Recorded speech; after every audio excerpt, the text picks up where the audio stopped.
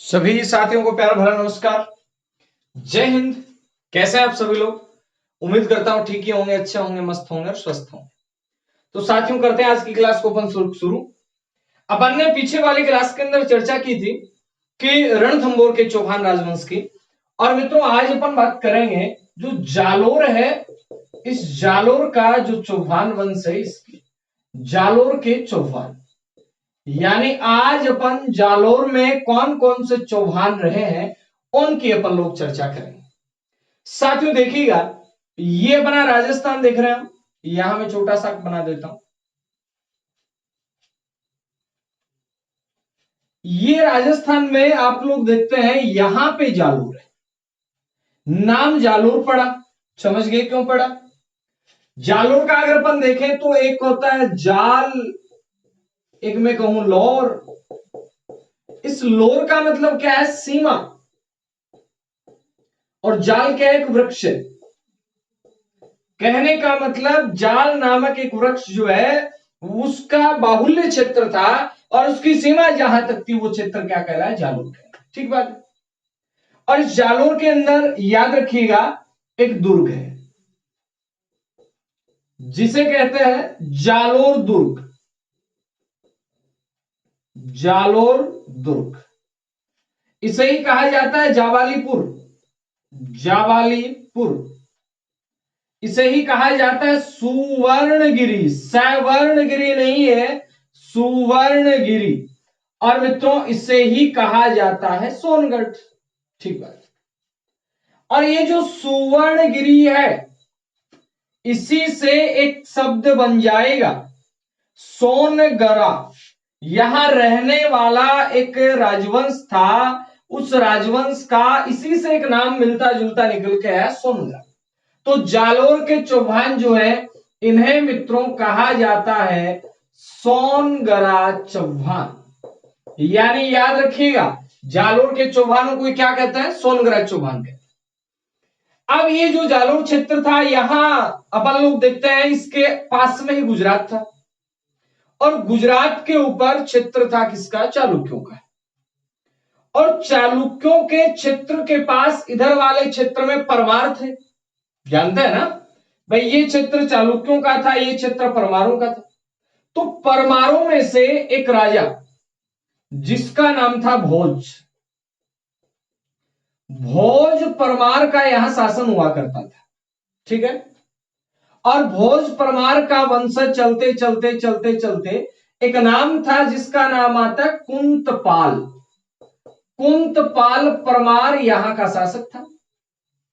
यानी जालोर वाला क्षेत्र इन्हीं का था, परमारों के अधीन था भोज परमार। फिर इसका एक जो आपका वंशज उत्तराधिकारी आगे चलते चलते एक कुंतपाल परमार आ गया। और इसी दौरान एक नया सा नौजवान सा लड़का वो चारों तरफ घूम रहा था एक स्वतंत्र राज्य की स्थापना करने के लिए। और मित्रों, होता क्या है, उसका नाम था कीर्तिपाल, कीतु चौहान। और वो कीतु चौहान नाडोल जो शाखा है, लंबा जिसका उल्लेख नहीं मिलता, नाडोल शाखा में एक राजा हुआ करते थे अलहन। उन अलहन का पुत्र था, सबसे छोटा लड़का था। वो घूमते घूमते मेवाड़ पहुंच गया और मेवाड़ के अंदर जाकर के वो एक बार के लिए मेवाड़ वाले क्षेत्र पर अधिकार कर लेता है। अब मेवाड़ के क्षेत्र पर अधिकार किया, मेवाड़ के क्षेत्र पे अधिकार कर लेता है, लेकिन वहां से फिर सामंत वगैरह मिलकर उसको वापस धक्का देके बाहर निकाल देते। अब वो क्या करता है, जैसे ही जालोर वाले क्षेत्र में पहुंचता है, मैं बात कर रहा हूं लड़के की जिसका नाम था कीतु, कीर्तिपाल चौहान। वो कीर्तिपाल चौहान नाम का लड़का अब यहां आकर के कुंतपाल परमार को समाप्त करता है, इसकी हत्या करता है इन्हीं के नौकरों के द्वारा। इनके नौकर थे, इनके अपन कहे सेवादार थे, जिन्हें दहिया सरदार के नाम से जाना जाता था। और वही दहिया सरदार, वही दहिया बीका आगे चल के दहिया की शाखा में वही दहिया बीका फिर धोखा करेगा कान्हड़ देव चौहान के साथ में। तो मित्रों याद कीजिएगा, यहां कुंतल परमार का, कुंतपाल परमार का शासन था और कुंतपाल परमार से सत्ता हत्या के अब जालोर वाले क्षेत्र पे कौन बैठता है? कीर्तिपाल चौहान। तो यहां तक स्क्रीनशॉट ले लीजिए, आप कहानी शायद समझ में आई जाएगी आपको। फिर चलेंगे आगे। अब देखेगा मित्रों क्या होता है, वो आगे की कहानी। कुंतपाल परमार से एक प्रश्न बनाएंगे कि जालोर क्षेत्र में परमार जो शाखा थी, उस शाखा का अंतिम शासक कौन था? कुंतपाल परमार था। और मित्रों इस कुंतपाल परमार की हत्या करवा के और यहां जालोर वाले क्षेत्र पर, यानी जालोर के चौहान, जालोर के सोनग्रा चौहान, इस शाखा का जो संस्थापक बनता है वो मेरे प्यारे मित्रों कौन बनता है? संस्थापक बनता है कीर्तिपाल चौहान। अब यहां एक बात याद रखनी अपने को कि जालोर की सोनग्रा शाखा का, जालोर के चौहानों का जो संस्थापक यहां बनता है वो मित्रों कौन बनता है? कीर्तिपाल चौहान बनता है। अब कीर्तिपाल चौहान ने किसको हराया था? कुंतपाल परमार को हराया था। अब याद क्या रखना है? कीर्तिपाल चौहान है, ये कौन था? तो याद रखिएगा ये नाडोल शाखा के अल्हण का छोटा पुत्र था। अल्हण का छोटा पुत्र कौन? कीर्तिपाल चौहान। याद रखना है अपने को कि संस्थापक कौन है? कीर्तिपाल चौहान है। और ये नाडोल शाखा के अल्हण चौहान का छोटा पुत्र था। अल्लट नहीं लिखा है मैंने, एक नाम आएगा अल्लट, जिसने हूण राजकुमारी हरिया देवी से विवाह किया था, जो राजस्थान का पहला इंटरनेशनल विवाह था। भारत की बात करते हैं तो चंद्रगुप्त मौर्य ने किया था। किससे किया था? हेलेना से किया था, सेल्यूकस निकेटर की पुत्री से। वो भारत का पहला अंतरराष्ट्रीय विवाह था।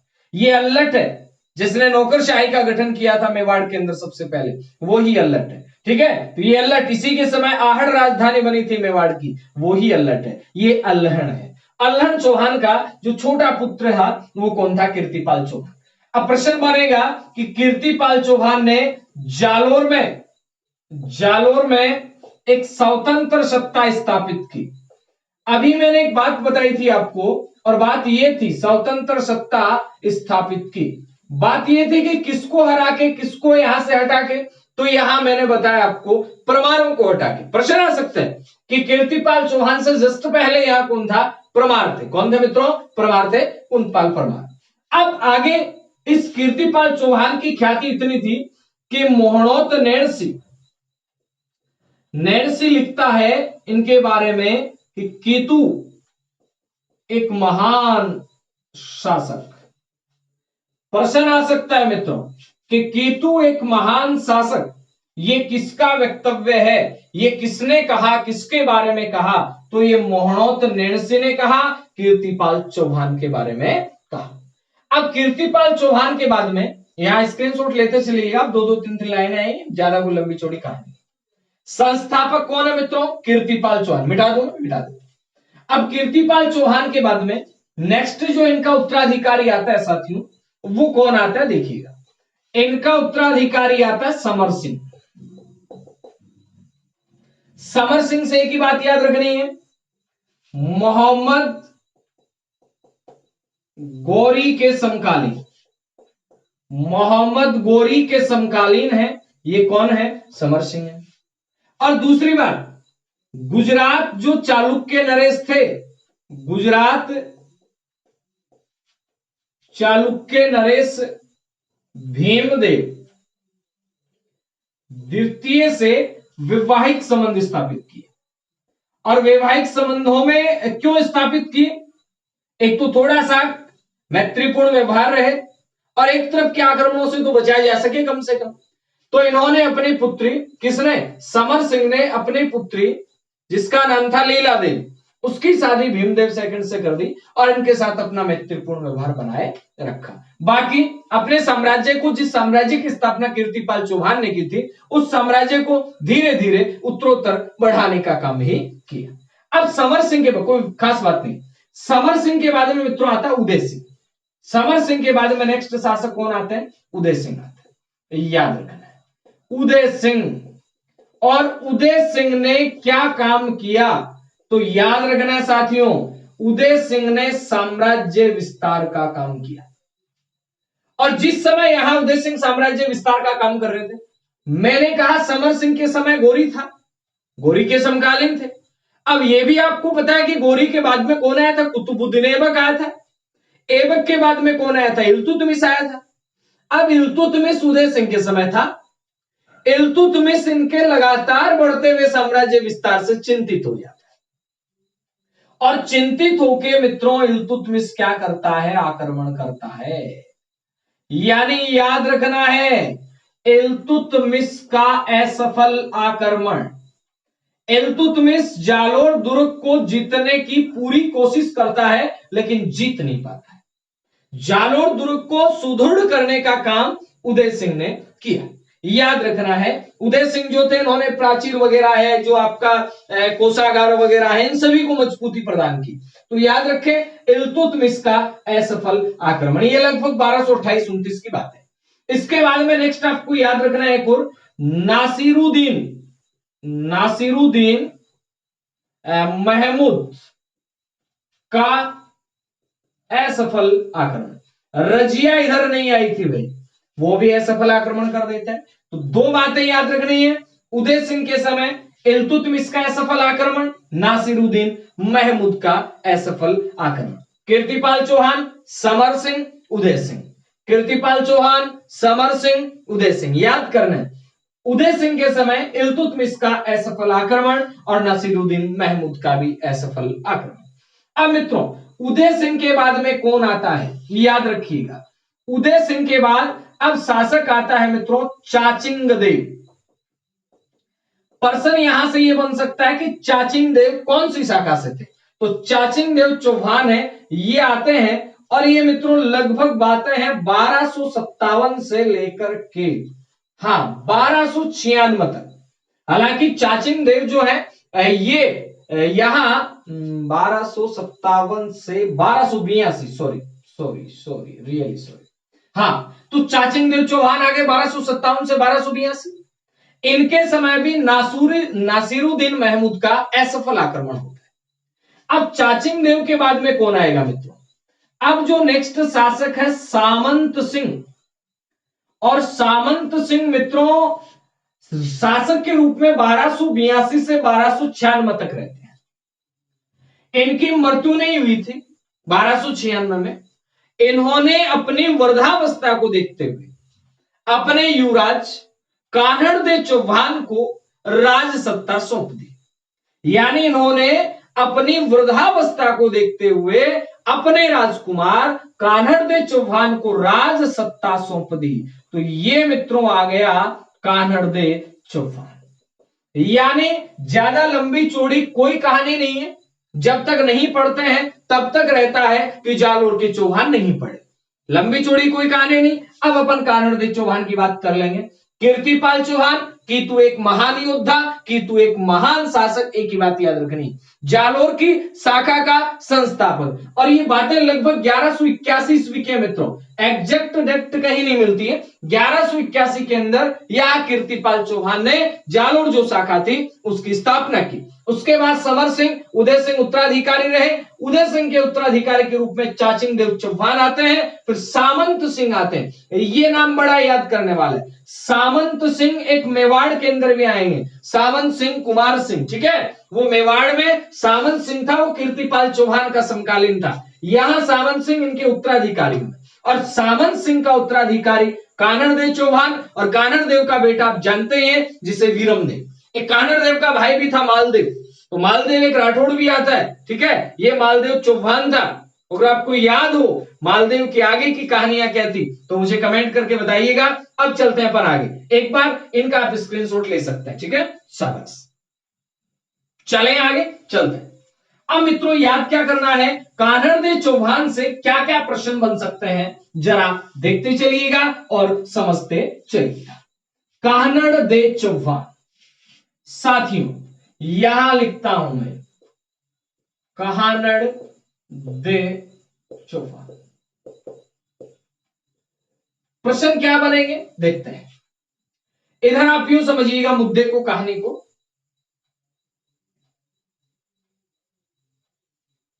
दक्षिण भारत देख लिया, इसके बाद मेरे प्यारे मित्रों ये रहा उत्तर भारत। यहां है दिल्ली, यहां है जालोर, यहां है गुजरात। जिस समय यहां था कानड़देव चौहान, उस समय यहां कौन था, ये याद रखना है। अभी मैंने कानड़देव चौहान से जस्ट पहले बात की सामंत सिंह की। सामंत सिंह के समय अलाउद्दीन खिलजी का चाचा ससुर वो आता है जलालुद्दीन खिलजी, लेकिन असफल आक्रमण कर चला जाता।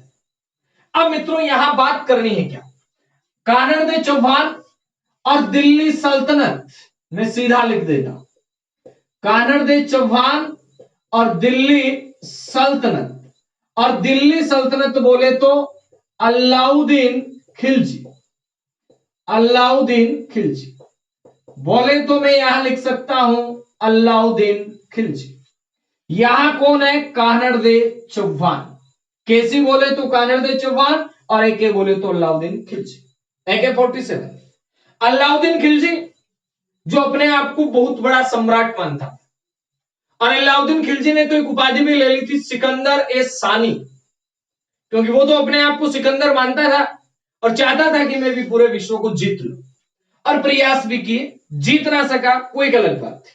अब मित्रों क्या होता है कहानी देखिए। अब यहां अपन जालोर पढ़ रहे हैं, जालोर पढ़ने से पहले मैं आपको थोड़ा सा किस्ती स्पष्ट करवा दूं यहां राजस्थान की।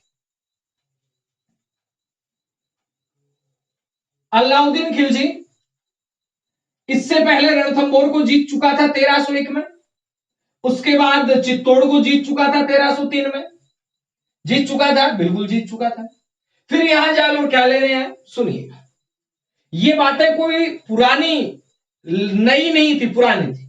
कैसे पुरानी थी देखिएगा, ये यहां पे दिल्ली, ये यहां पे गुजरात।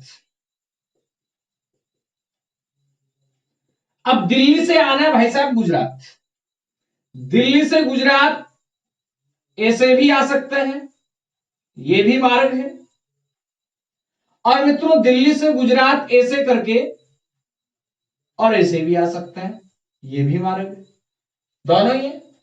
दिल्ली से गुजरात आना चाहे तो ये मित्रों ऐसे भी आ सकता है, ऐसे भी गुजरात पहुंचा जा सकता है, लेकिन बिल्कुल सीधा सा रास्ता ये था। और इस रास्ते के बीच में यहां आता था जालोर। कौन आता था, जालोर आता था। अलाउद्दीन खिलजी क्या करता है, दिल्ली से जालोर की तरफ से होते हुए गुजरात जाना चाहता है, और अपने दो सेनापति उलुग खां और नुसरत खां, इन दोनों को भेजता है कहां, गुजरात अभियान पर। सोमनाथ का मंदिर था उसको लूट लाओ, धन संपदा ले आओ, और वहां से जितना माल लूटा जा सके उतना लूट लाओ। अब दिल्ली से अलाउद्दीन खिलजी की सेना नुसरत खां और उलुग खां के नेतृत्व में गुजरात अभियान की ओर चल पड़ती है। यहां आके उलुग खां और नुसरत खां अनुमति चाहते हैं कानड़देव चौहान से कि आप हमें गुजरात जाने का रास्ता प्रदान करें और हमें सहयोग करें गुजरात जीतने। लेकिन मित्रों यहां पे कानड़देव चौहान है, ये साफ इनकार कर देता है कि गुजरात के लिए मैं आपको कोई रास्ता नहीं देने वाला, आपके मार्ग में रोड़ा भले मर्जी बनूंगा लेकिन रास्ता नहीं दूंगा। चले गए ये सैनिक, इधर से आते हुए इधर से चले गए। अब इसके बाद साथियों क्या होता है, चले तो गए, लेकिन जब उलुग खां और नुसरत खां इन दोनों की सेना यहां जीतकर मालपुरा वापसी के अंदर इस मार्ग से जाते हैं, और जब वापसी के अंदर इस मार्ग से जाते हैं तो जालोर के अंदर जब वो अपना पड़ाव डालते हैं, उस समय यहां पे कानड़देव चौहान है और वो एक संकट का काम करता है।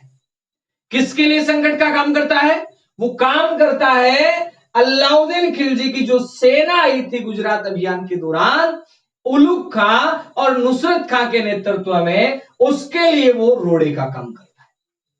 यहां पे उलुग खान नुसरत खां की सेना रुक जाती है जालोर में, और इसी दौरान इनके शाही अधिकारी, सेना के व्यक्ति और सेना के सहयोगी, उनके अंदर धन को लेकर के विवाद की स्थिति पैदा हो जाती है। और मैंने आपको बताया था इधर से विवाद की स्थिति पैदा होती है, महमूद शाह के ब्रूखा मुभाग के हार तमोर आ जाते हैं, कहानियां पुरानी थी। अब साहब यहां विवाद की स्थिति पैदा होती है, और कुछ इतिहासकार ऐसा भी लिखते हैं कि कीर्तिपाल का नाम है, कानड़देव चौहान ने अपने एक विश्वस्त व्यक्ति जेता और कुंपा मालदेव वाले नहीं है, जेता यादव, जेता को यहां भेजा और कहा कि जेता देख वहां क्या है। और जेता जैसे वापस जाता है, पीछे से उनके अंदर धन बंटवारे को लेकर विवाद हो जाता है। तो कुछ इतिहासकार ऐसा बताते हैं कि जेता ने जाके उन मंगोलों को धन बंटवारे को लेकर विवाद के लिए उकसाया। तो एक अलाउद्दीन खिलजी के लिए रोड़े का काम कर रहा था, कैसे वैसे करके यहां से ये लोग चले जाते हैं, और अलाउद्दीन खिलजी भी इधर कोई ज्यादा ध्यान नहीं देते। लेकिन मुख्य रूप से संघर्ष का कारण यही था कि गुजरात अभियान के दौरान कान्हड़देव चौहान के द्वारा अलाउद्दीन खिलजी की सेना को रास्ता नहीं देना, पहला कारण ये। दूसरा कारण इतिहासकार क्या बताते हैं, इतिहासकार ये भी बताते हैं भाई अलाउद्दीन खिलजी और कान्हड़देव चौहान के बीच आखिर संघर्ष हुआ तो क्यों हुआ। पहली वजह क्या आई, पहली वजह यह आती है मित्रों कि गुजरात अभियान के दौरान रास्ता नहीं देना। इस बात का उल्लेख करता कौन है, कान्हड़देव प्रबंध करता है जो पद्मनाभ ने लिखा था। सेकंड नंबर कारक, तारीख फरिश्ता के अंदर लिखा गया है कि कान्हड़देव चौहान है वो अधीनता स्वीकार कर लेता है अलाउद्दीन खिलजी और दिल्ली चला जाता है। लेकिन दिल्ली दरबार में जाकर जब कान्हड़देव चौहान है उसको सम्मानजनक स्थिति नहीं मिलती है, अपमानजनक स्थिति वो अपने आप की समझता है, और वहां जब ललकारता है अलाउद्दीन खिलजी कि राजपुताने का कोई भी शासक ऐसा नहीं जो मेरा सामना कर सके, तो वहां से कान्हड़देव चौहान चुनौती देकर के और आ जाता है वापस जालोर। इसलिए अलाउद्दीन खिलजी और इसके बीच संघर्ष हुआ। दूसरा कारण ये बताता है। तीसरी एक रोचक कथा है कि जब दिल्ली अलाउद्दीन खिलजी के पास कान्हड़देव जाता है तो उसका पुत्र विरमदेव भी वहां जाता है, और जब विरमदेव वहां जाता है तो हरम की राजकुमारियां बहुत सारी थी, उनमें से एक राजकुमारी जिसका नाम था फिरोजा, उस फिरोजा को विरमदेव से क्या हो जाता है, प्यार हो जाता है। अब सुल्तान चाहता है कि विरमदेव से फिरोजा शादी कर ले, लेकिन फिरोजा विरमदेव से शादी कर ले, इस बात को फिरोजा तो सहमत थी, लेकिन विरमदेव इस बात से सहमत नहीं था। तो विरमदेव वहां से दिल्ली से आ जाता है, और शादी के लिए एक आक्रमण करना ये थोड़ा सा कच्चा कारक नहीं माना जा सकता, और इतिहासकार इसके ऊपर शंका भी जाहिर करते हैं। उसके बाद इतिहासकार ये भी लिखते हैं कि विरमदेव जो था उसने मना कर दिया शादी के लिए, लेकिन अलाउद्दीन खिलजी है उसकी उस राजकुमारी ने जिद कर ली कि मुझे तो शादी करनी, तो विरमदेव से कर ली। उसके बाद यहां युद्ध होता है, विरमदेव का सर काट के ले जाया जाता है, और विरमदेव के सर के साथ पूरे संस्कार किए जाते हैं। उसको मतलब उससे ही अपने आप के अंदर वो शादी करती है, उसका फिर दाह संस्कार भी करती है, और फिरोजा फिर यमुना में कूद के अपनी जान दे देती है। फिर कह रहा हूं ये कोई ज्यादा कहानी नहीं है, याद भी नहीं करना गुरुजी विरमदेव की प्रेम कथा, भाई टाइम पास थोड़ी करना है, आपन सिर्फ एग्जाम पॉइंट ऑफ व्यू से पढ़ना है, ठीक है। चले आगे। अब मित्रों आगे की कहानी क्या बनती देखिएगा, पॉइंट टू पॉइंट में लिखता जाऊंगा, ये तो कहानी समझने की। तो यहां दिल्ली के ऊपर अलाउद्दीन खिलजी। अब भाई साहब मैंने क्या कहा, इन दोनों के मध्य क्या हुआ, संघर्ष हुआ। आखिर संघर्ष की वजह क्या थी, नंबर एक वजह क्या थी, याद रखेंगे, कान्हड़देव प्रबंध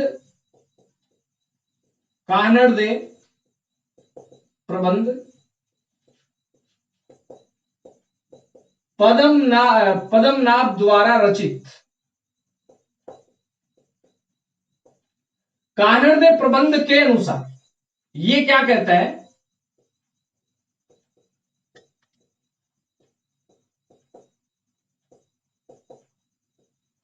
गुजरात अभियान के दौरान रास्ता नहीं देना।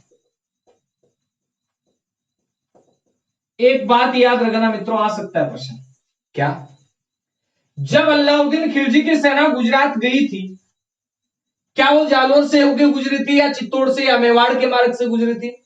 वो जब दिल्ली से गुजरात गए तब मेवाड़ के मार्ग से आए थे, क्योंकि आपके कानड़ चौहान ने तो अनुमति नहीं दी थी। लेकिन वापसी के वक्त वो कौन से मार्ग से आए थे मित्रों, तो याद रखना जालोर के मार्ग से। सेनापति कौन थे? सेनापति किसके? अलाउद्दीन खिलजी के। नंबर 1 सेनापति कौन था? नुसरत खां। नंबर बी कौन था मित्रों? उलुग खां। याद रखना। वापसी के अंदर आते हैं तो वहां भेजा जाता है किसके द्वारा?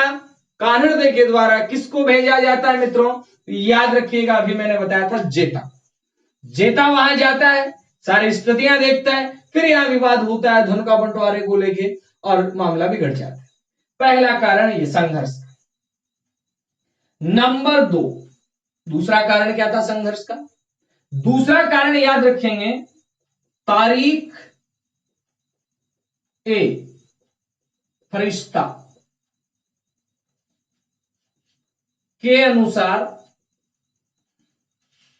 दिल्ली में कानड़, कान है देख लिख दोगे, कानड़, कानड़ दे के साथ अपमानजनक व्यवहार। याद रखना।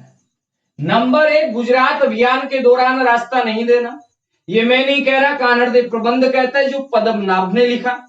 नंबर 2 कारण तारीख फरिश्ता के अनुसार दिल्ली में कानड़देव के साथ अपमानजनक व्यवहार का किया जाए।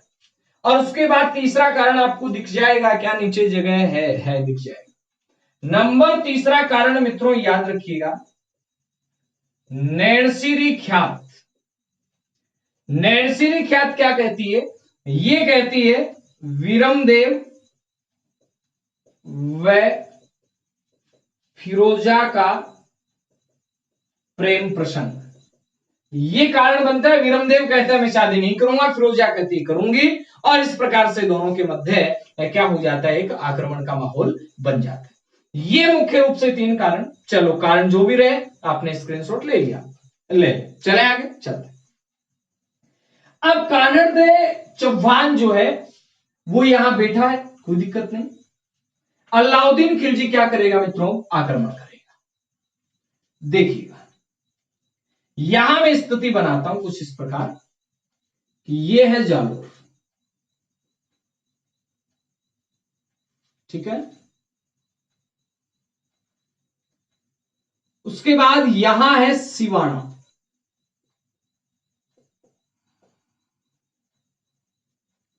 इधर आ गया नागौर, इधर आ गया पंचपदरा, इधर आ गया मालानी, ये सिवाना का दुर्ग, ये जालोर का दुर्ग, इधर आ गई दिल्ली। अलाउद्दीन खिलजी आक्रमण की पूरी तैयारियां करता है। क्यों? क्योंकि इससे पहले अलाउद्दीन खिलजी ने 1301 के अंदर रणथंभोर को जीता, 1303 के अंदर चित्तौड़ को जीता। अब वो 1308 के अंदर मित्रों किसका नंबर लेगा? सिवाना का। फिर 1311 के अंदर कहां विजिट करेगा? चलो वो आता है, स्थिति देख पा रहे हैं, मैं हटाऊंगा इन सबको। फिर सिवाना जो दुर्ग था, इसे मित्रों कहा जाता था जालोर दुर्ग की कुंजी, चाबी, कि अगर आप जालोर तक जाना चाहते हैं तो आपको सिवाना को जीतना पड़ेगा। रास्ते में था, चारों तरफ से सुदृढ़ स्थिति थी, हल्देश्वर की पहाड़ी जिसे आप कहते हैं उसके ऊपर स्थित सिवाना का दुर्ग। सिवाना को मैंने क्या कहा, क्या कहा जाता है? सिवाना को कहा जाता है, कहा जाता भी था जालोर दुर्ग की कुंजी। अब इस सिवाना के ऊपर आक्रमण करेगा, कौन करेगा? अलाउद्दीन खिलजी। मिटा दो इनको, मैं मिटा देता। अब मित्रों हालात क्या होते हैं वो जरा आप देखिएगा। सिवाना, सिवाना के ऊपर यहां रक्षक कौन था? पहली बात तो ये, यहां रक्षक था शीतल देव चौहान, शीतल देव चौहान, याद रखना है। अब इसी समय शीतलदेव चौहान था। आक्रमण कौन कर देता है? अलाउद्दीन खिलजी की सेना। ठीक है, तो यहां 1308 ईस्वी में क्या हो जाता है मित्रों? साका। और इस साके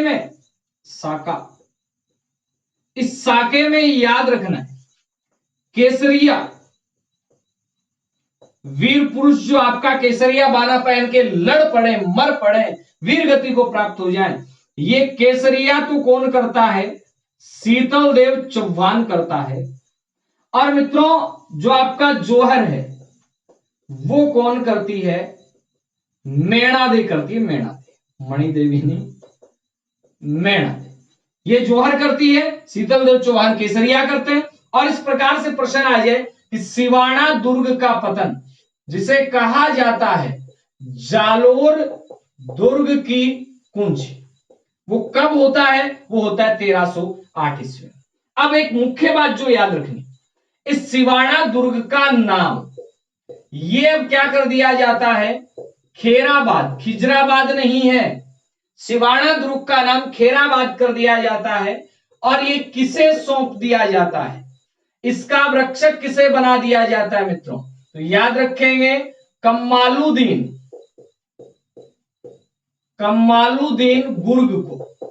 ये बड़ा ही महत्वपूर्ण प्रश्न आ सकता है कि अलाउद्दीन खिलजी द्वारा सिवाना दुर्ग को जीत के उसका रक्षक किसे नियुक्त किया गया? कमालुद्दीन गुर्ग को। उससे पहले इसका रक्षक कानड़देव चौहान, जिसे अपन कह रहे थे, उसके साम्राज्य का एक अंग था, उसमें वहां रक्षक कौन था? शीतलदेव चौहान। अलाउद्दीन खिलजी का 1308 में आक्रमण होता है। हालांकि अलाउद्दीन खिलजी का भी एक महत्वपूर्ण सेनापति नाहर खां, वो यहां मारा जाता है। नुसरत खां, उलुग खां नहीं, नाहर खां यहां मारा जाता है। और 1308 ईस्वी में साके में शीतलदेव चौहान ये केसरिया करते हैं और मेणादे क्या करती है? जोहर करती है। ये तो बात होगी सिवाना की। स्क्रीनशॉट ले लीजिए आप, फिर आगे चलेंगे। शाबाश, चलते हैं।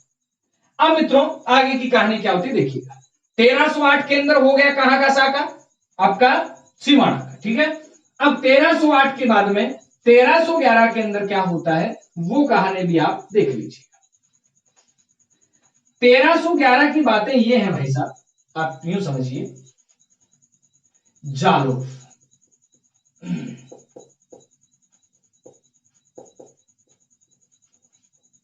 शासक कौन है?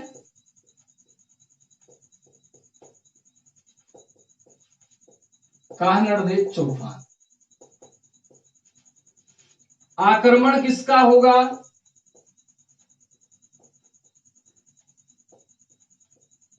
अलाउद्दीन खिलजी।